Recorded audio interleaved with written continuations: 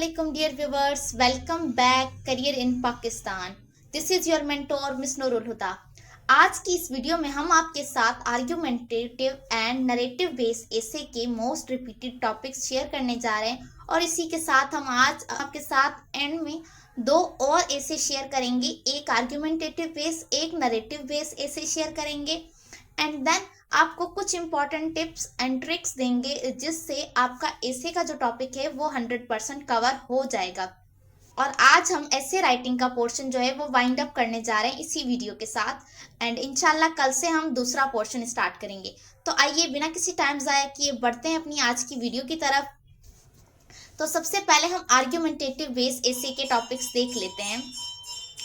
अच्छा, यहाँ मैं आपको एक चीज़ बता दूं कि एंड में मैं आपके साथ एसे राइटिंग के हवाले से बहुत ही इंपॉर्टेंट पॉइंट्स शेयर करने जा रही हूँ, तो वो मिस मत कीजिएगा, वीडियो का एंड तक देखिएगा।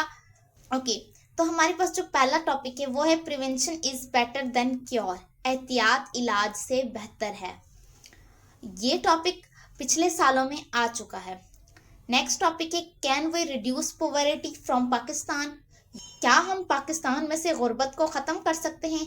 ये टॉपिक जो HEC की तरफ से सैम्पल पेपर दिया गया है उसकी वेबसाइट पर मौजूद है, उसके अलावा सैम्पल पेपर पर हमने वीडियो भी बनाई है, तो उस सैम्पल पेपर में ये टॉपिक दिया हुआ है। अब हम मूव करते हैं थर्ड टॉपिक की तरफ।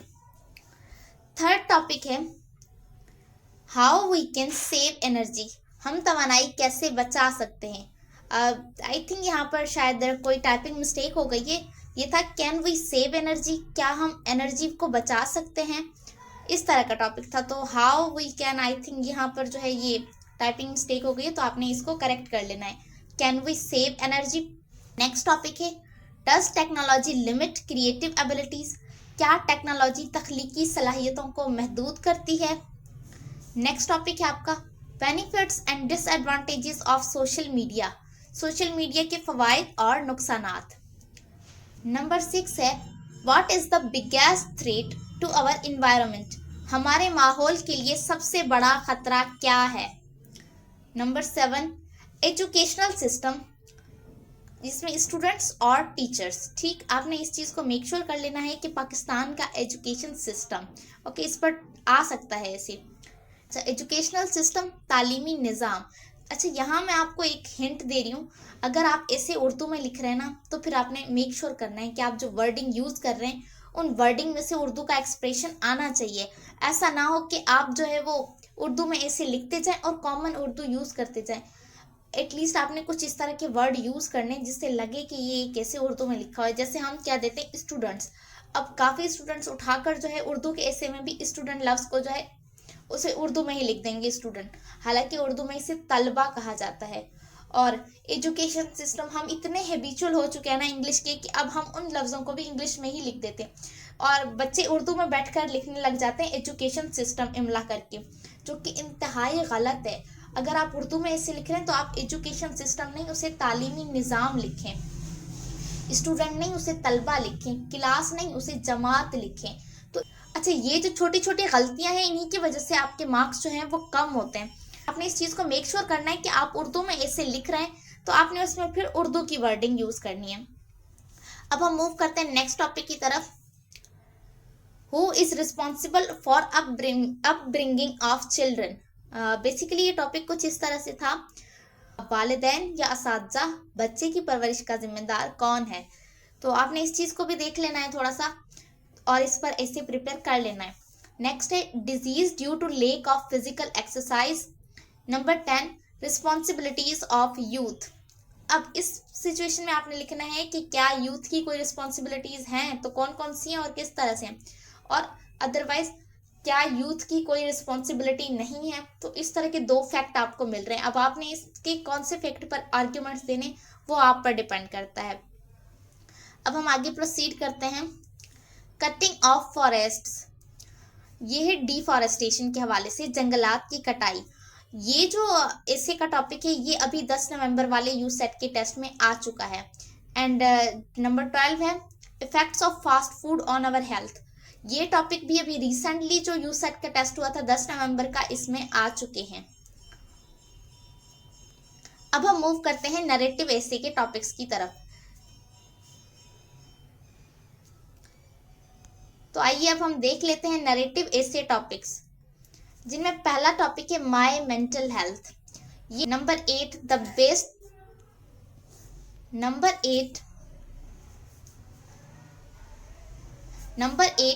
Best moment of my life, मेरी जिंदगी का सबसे बेहतरीन लम्हा। Number 9 a time when I learn a valuable lesson, वो वक्त जब मैंने एक कीमती सबक सीखा। Number 10 a day I will never forget, वो दिन जो मैं कभी नहीं भूल सकता। Number 11 a mistake that taught me something important, वो गलती जिसने मुझे कुछ अहम सिखाया।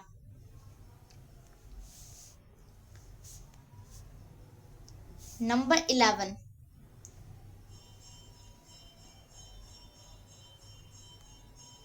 Number 12 the person who influenced my life the number 12 the person who influenced my life the most, वो शख्स जिसने मेरी जिंदगी पर सबसे ज्यादा असर डाला।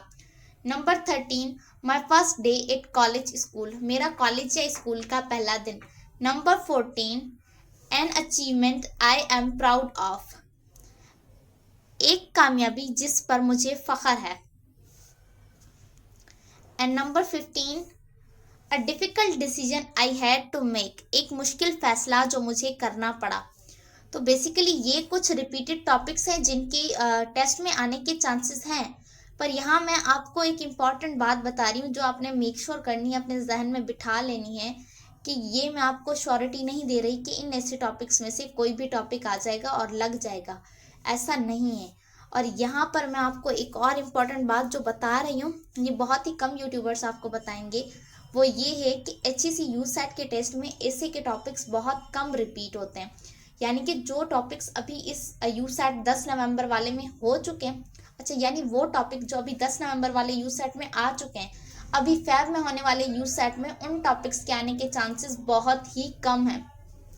बहुत कम ऐसा होता है कि HEC यूसेट के टेस्ट में आपका कोई टॉपिक रिपीट हो, ऐसे का हर बार नए टॉपिक्स देते हैं वो आपको, ठीक। पर यहाँ पर मैं आपको प्रिपरेशन के हवाले से एक हिंट दे रही हूँ जो आपके लिए बहुत ज़्यादा हेल्पफुल रहेगी, जिनमें पहली ये है कि जितने भी आर्ग्यूमेंटेटिव बेस ऐसे हैं, आप इन तमाम टॉपिक्स को अगर देख कर जज कर लें, एक दफ़ा इनको देखें तो आपको ये समझ आ जाएगा कि आर्ग्यूमेंटेटिव बेस ऐसे के लिए वो आपको जो भी टॉपिक्स दे रहे हैं वो ऑलमोस्ट हमारे इन्वायरमेंट से, हमारी डेली लाइफ से, हमारी सोसाइटी से, हमारी कम्युनिटी से लिंक्ड है, और इवन आज का दौर और टेक्नोलॉजी इन चीज़ों से लिंक्ड है। कहीं ना कहीं हमारा इनके साथ लिंक कनेक्ट हो रहा है और कहीं टेक्नोलॉजी का लिंक हमारे साथ हो रहा है।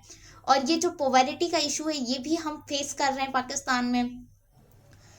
एंड देन ये आ जाता है कि कैन वी सेव एनर्जी, तो हम एनर्जी को वेस्ट भी तो कर रहे हैं, एनर्जी को वेस्ट भी तो कर रहे हैं, तो हम एनर्जी को वेस्ट भी तो कर रहे हैं, लाइक इलेक्ट्रिसिटी को हम वेस्ट कर रहे हैं। ऑलरेडी हमारे पास लिमिटेड इलेक्ट्रिसिटी है। उसके अलावा prevention is better than cure, ये हम बड़ों से सुनते आ रहे हैं। एंड देन यहाँ पर है सोशल मीडिया के बेनिफिट्स और नुकसानात, या फिर जो है हमारे माहौल को सबसे बड़ा ख़तरा किस चीज़ से है, या हमारा एजुकेशन सिस्टम। तो ये तमाम वो चीज़ें हैं जो हमारी डेली रूटीन से लिंक्ड हैं। तो आपने इसी तरह के टॉपिक्स प्रिपेयर करने हैं जो आपके इन्वायरमेंट से, आपकी डेली रूटीन से, इवन टेक्नोलॉजी से और आपके लाइफस्टाइल से जो लिंक्ड हों। तो ये वो कॉमन चीज़ें हैं जिनका आपने ख्याल रखते हुए ऐसे प्रिपेयर करना है। ओके, यहाँ से आपको ये हिंट मिलती है।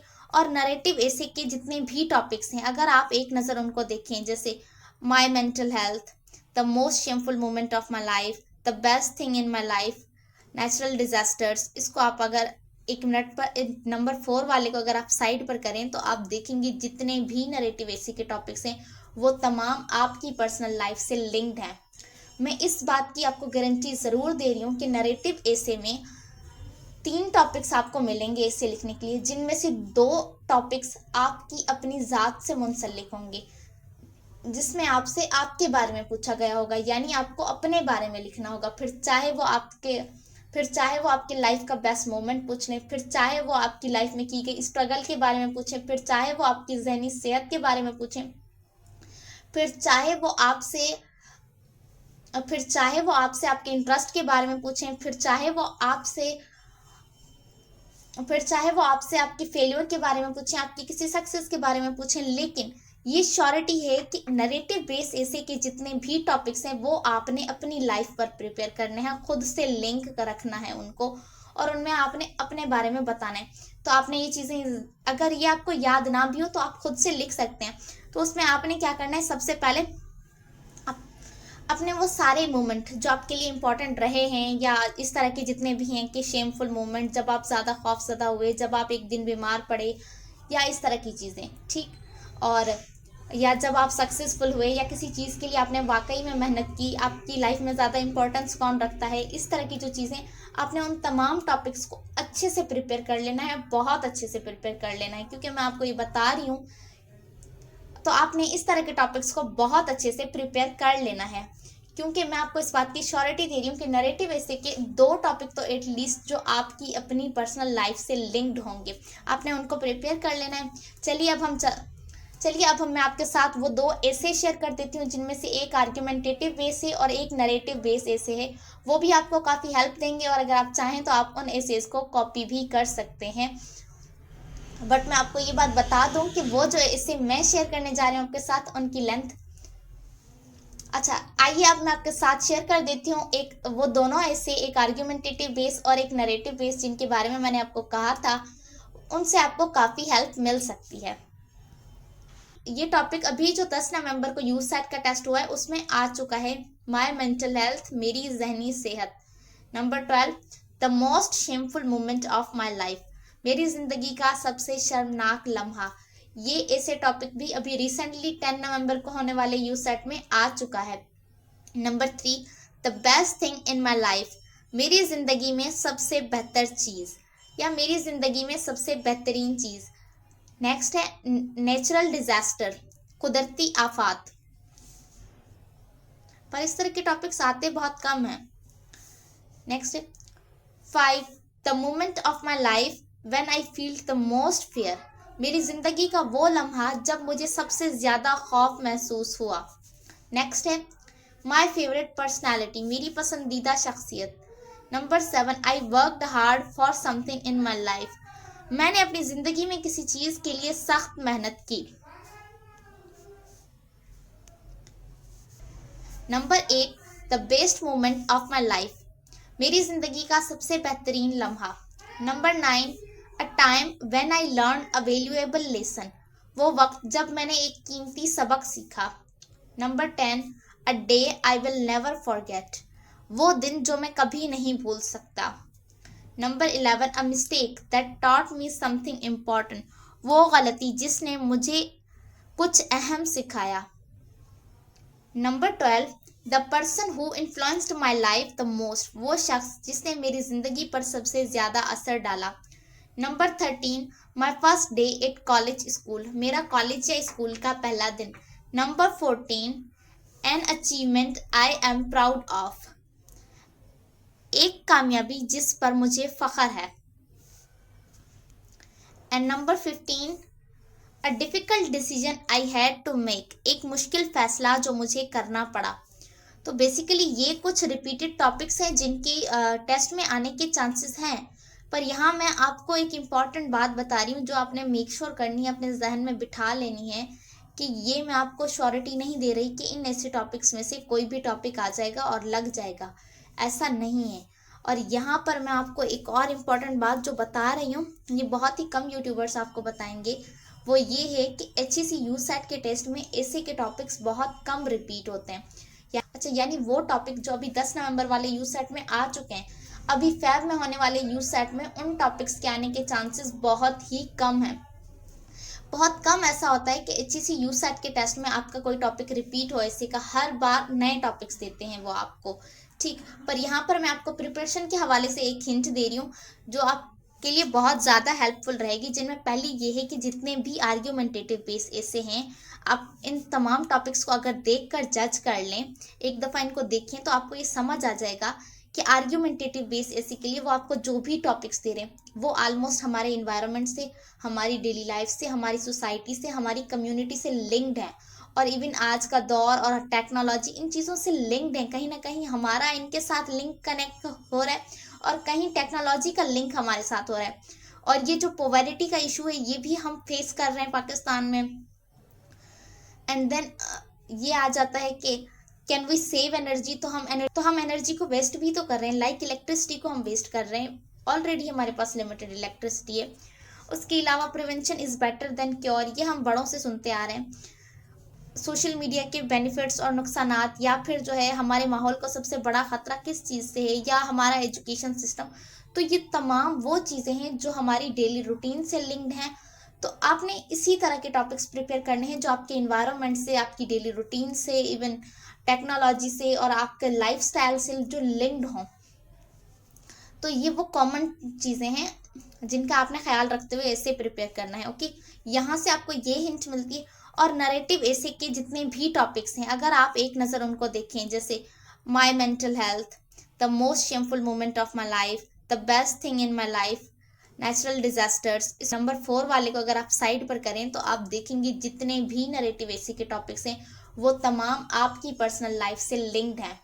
मैं इस बात की आपको गारंटी ज़रूर दे रही हूँ कि नरेटिव ऐसे में 3 टॉपिक्स आपको मिलेंगे ऐसे लिखने के लिए, जिनमें से 2 टॉपिक्स आपकी अपनी ज़ात से मुंसलिक होंगे, जिसमें आपसे आपके बारे में पूछा गया होगा, यानी आपको अपने बारे में लिखना होगा। फिर चाहे वो आपकी लाइफ का बेस्ट मोमेंट पूछ लें, फिर चाहे वो आपकी लाइफ में की गई स्ट्रगल के बारे में पूछें, फिर चाहे वो आपकी जहनी सेहत के बारे में पूछें, और फिर चाहे वो आपसे आपके इंटरेस्ट के बारे में पूछें, फिर चाहे वो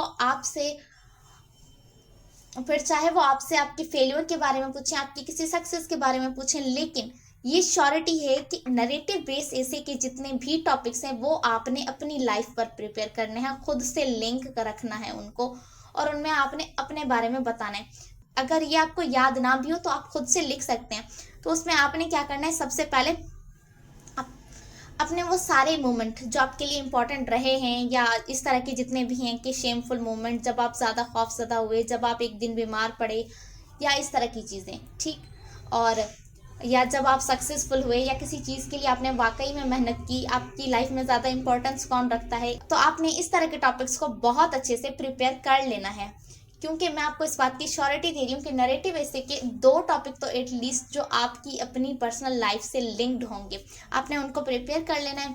चाहिए अब मैं आपके साथ शेयर कर देती हूँ एक, वो दोनों ऐसे, एक आर्ग्यूमेंटेटिव बेस और एक नरेटिव बेस, जिनके बारे में मैंने आपको कहा था, उनसे आपको काफ़ी हेल्प मिल सकती है। तो ये वो एक ऐसे है जो हम आपके साथ शेयर करने जा रहे हैं। ये आर्ग्यूमेंटेटिव बेस ऐसे है, इसके बाद हम आपके साथ नरेटिव बेस ऐसे भी शेयर करते हैं। तो ये जो आर्ग्यूमेंटेटिव बेस ऐसे है, इसका टॉपिक है हमारे माहौल को सबसे ज़्यादा खतरा किस चीज़ से है। तो इसकी जो मैंने है आउटलाइंस बनाई हैं, ये 6 आउटलाइंस हैं। आप 6 या 7 जितनी भी अपने हिसाब से रख सकते हैं। आउटलाइन को उर्दू में खाका कहते हैं, तो मैंने यहाँ खाका की हेडिंग देकर वो आउटलाइंस लिख दी। माहौल का तारुफ, माहौलियाती आलूदगी, जंगलात की कटाई, प्लास्टिक का इस्तेमाल, सन्नती कचरा और जहरीला मवाद, एंड लास्ट पॉइंट है इख्तिताम यानी कंक्लूजन। तो आइए इस ऐसे को देखते हैं एंड देन इसमें कोटेशंस को भी देखते हैं। माहौल जिंदगी के लिए बहुत अहम है और इंसान इस माहौल का अहम हिस्सा है। कुदरत ने हमें बहुत सी नेमतों से नवाजा है, जिनमें से एक माहौल है। आज के दौर में हमने अपने माहौल को खतरे में डाल दिया है। सवाल ये है कि हमारे माहौल को सबसे ज़्यादा खतरा किस चीज़ से है।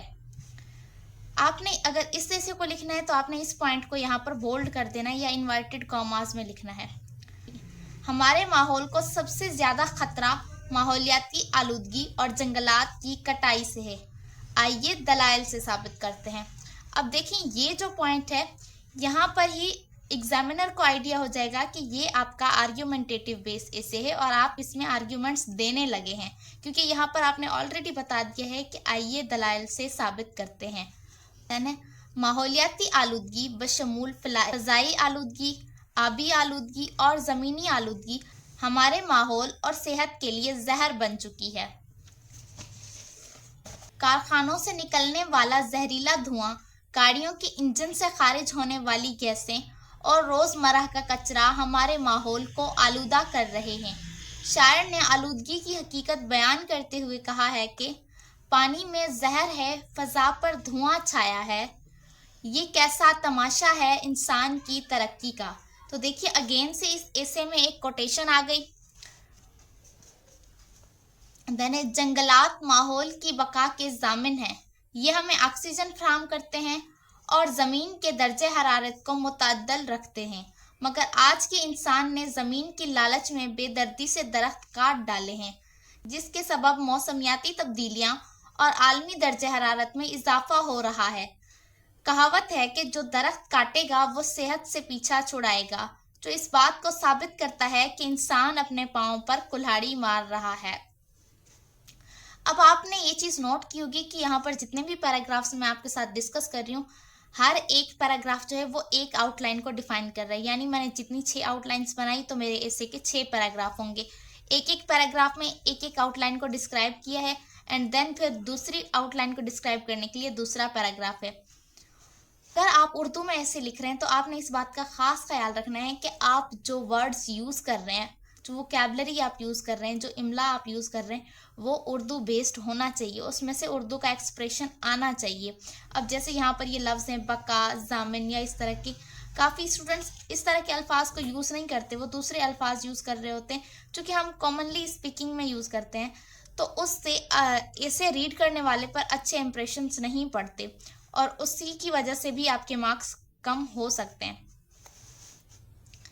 नेक्स्ट है, प्लास्टिक का इस्तेमाल हमारी ज़मीन के लिए एक संगीन मसला है। ये सैकड़ों साल तक बाकी रहता है और पानी और ज़मीन को आलूदा करता है। प्लास्टिक के ज़र्रात समुद्री हयात को नुकसान पहुंचाते हैं और माहौल को मुस्तकिल आलूदगी की तरफ धकेल रहे हैं। ओके, नेक्स्ट पैराग्राफ है, कारखानों से निकलने वाला जहरीला मवाद और कचरा हमारे पानी और ज़मीन को आलूदा कर रहा है। उससे ज़मीन की ज़रख़ेज़ी और पानी का मयार बिगड़ रहा है, जो इंसानी सेहत के लिए ख़तरनाक है। मगर इसके नतीजे में होने वाली आलूदगी हमें उस तरक्की के हकीकी कीमत पर सोचने पर मजबूर करती है। शायर ने कहा है, तो ज़मीन पर जहर उगा रहे हैं तरक्की के नाम पर, इंसान को सेहत से दूर कर रहे हैं सहूलत के नाम पर। तो अगेन से ये एक कोटेशन आ गई। इसी तरह से आपके ऐसे में 2 या 3 कोटेशन, अगर आप 2 भी कोटेशन लिखते हैं, क्योंकि आपके ऐसे की लेंथ इतनी बड़ी नहीं होगी, तो वो भी इनफ होता है और वो भी एक बेहतरीन इंप्रेशन क्रिएट कर सकता है। एंड लास्ट में ये कंक्लूजन। अब आपने इस चीज़ को नोट करना है कि मैंने उस पूरे ऐसे को, जितनी भी मैंने आउटलाइंस डिस्क्राइब की थी, उन सब को मैंने इस एक पैराग्राफ के अंदर किस तरह से समराइज किया है।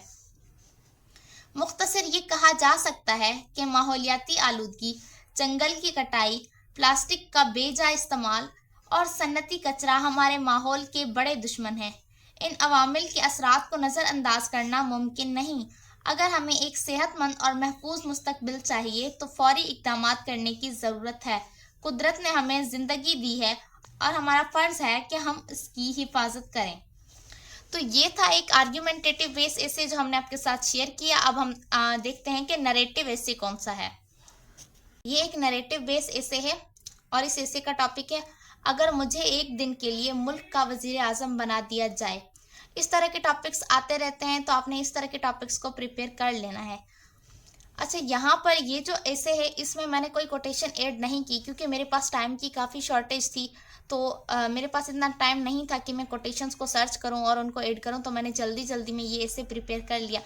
पर इस ऐसे के अंदर जो मैंने राइटिंग लिखी है या जो वर्डिंग यूज़ की है वो काफ़ी बेहतरीन है, तो इसमें कोटेशंस नहीं है। अगर आप इसमें कोटेशंस ऐड कर सकते हैं तो ये आपके लिए एक बेहतरीन ऑप्शन है।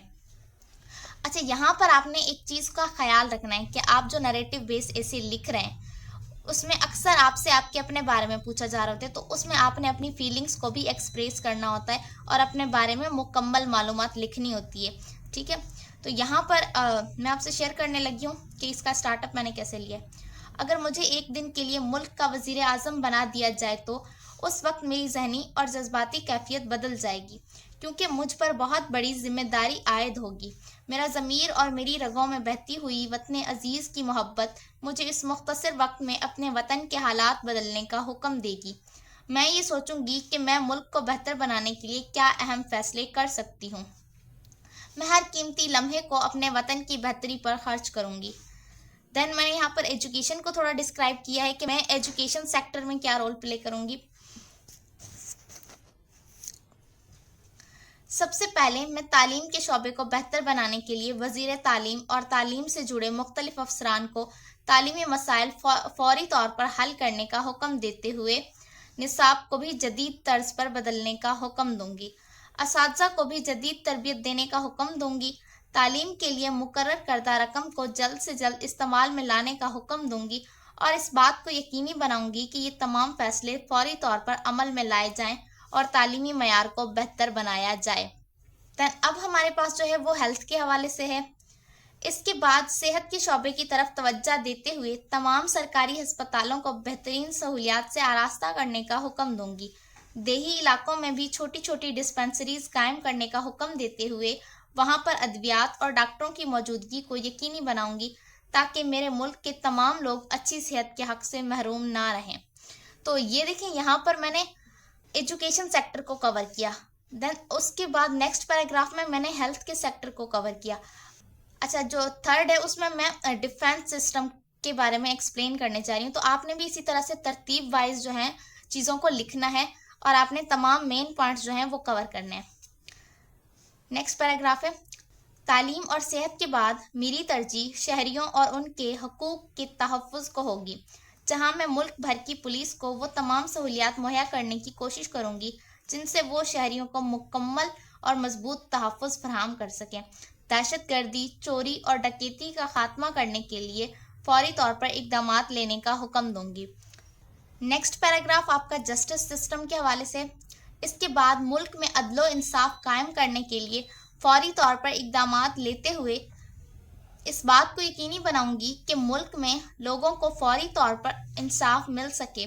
मुजरिमों को जल्द से जल्द सज़ा सुनाने का हुक्म दूंगी ताकि मुजरिम मज़ीद जुर्म ना कर सके।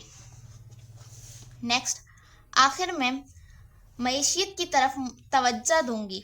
मैं मुल्क में छोटे कारोबार को भी फ़रोग़ दूंगी और ऐसी पॉलिसियां मरतब करूंगी जिनसे रोज़गार के मौके पैदा हों। मेरी इस बात पर ख़ास तवज्जो होगी कि मेरे मुल्क के नौजवान रोज़गार से महरूम ना रहें। मैं अपनी आवाम तक रोज़गार के मौके पहुँचाने की हर मुमकिन कोशिश करूंगी जिससे मुल्क की मईशियत बेहतर हो सके। एंड लास्ट में ये कंक्लूजन, अगरचे ये वक्त बहुत मुख्तसर है मगर मैं अपनी पूरी कोशिश करूंगी कि अवाम के लिए कुछ ऐसे इक़दामात कर सकूं जो मुस्तकिल तौर पर मेरी कौम को फ़ायदा दे सकें। मैं खुलूसे दिल के साथ अपने अहद को निभाऊंगी ताकि मेरी एक दिन की वजारत मेरी आवाम की ज़िंदगी में तब्दीली ला सके। तो ये था एक नरेटिव बेस ऐसे मैंने आपके साथ ये दोनों ऐसे शेयर किए हैं। अब आपने इन चीज़ों को चेक कर लेना है कि आपने इन चीज़ों को किस तरह से प्रिपेयर करना है। मुझे उम्मीद है कि आपको आज की वीडियो पसंद आई होगी और आपको ये दोनों ऐसे भी पसंद आए होंगे। मिलते हैं आपसे नेक्स्ट वीडियो में, तब तक के लिए अल्लाह हाफिज़।